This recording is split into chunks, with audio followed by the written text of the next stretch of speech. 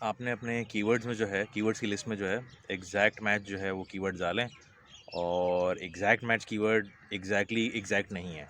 Well, पहले ये होता था कि एग्जैक्ट मैच कीवर्ड जो हैं वो जो हैं वही होते थे जो आप टाइप कर रहे हो। अगर आपने कोई चीज़ टाइप की हुई है, बिल फर्स जो है वो वाइट शूज़ के नाम से, तो वो वाइट शूज़ के नाम पे ही आपका जो है वो ऐड चल रहा होता था।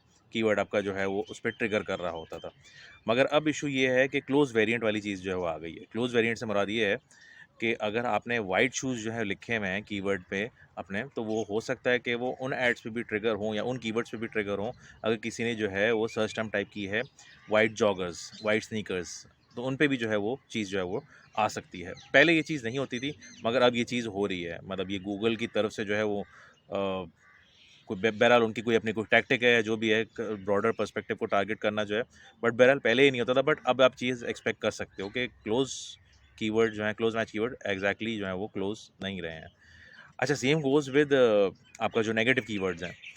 नेगेटिव कीवर्ड्स में जो है, नेगेटिव कीवर्ड में फिर भी ज़रा बेहतर है। नेगेटिव कीवर्ड्स में ये है कि आपके पास सर्च टर्म में अगर कोई कीवर्ड आ रहा है, वाइट शूज़, आपने वाइट शूज़ जो है वो टारगेट जो है वो नहीं करना है, तो एग्जैक्टली वाइट शूज़ ही जो है आपके नेगेटिव कीवर्ड से हट जाएगा। ऐसा नहीं है कि अगर वाइट जॉगर्स नज़र आएंगे तो भी आपका ऐड शो नहीं होगा, नहीं। अगर आपने वाइट शूज़ जो है वो सेलेक्ट किए हुए एज अ नेगेटिव कीवर्ड, तो वाइट शूज़ के ही कीवर्ड पे जो आपका ऐड जो है वो शो नहीं होगा। अगर वाइट स्नीकर्स है तो उस पे आपका ऐड शो होगा, अगर आपने अपने कीवर्ड पे शो किया है। अगर वाइट जॉगर्स हैं तो उसमें आपका ऐड जो है वो शो होगा। मगर अगर कोई वाइट शूज़ सर्च कर रहा है और आप चाह रहे हो कि उसका ऐड शो ना हो, तो हाँ, वो जो है वो नहीं शो होगा।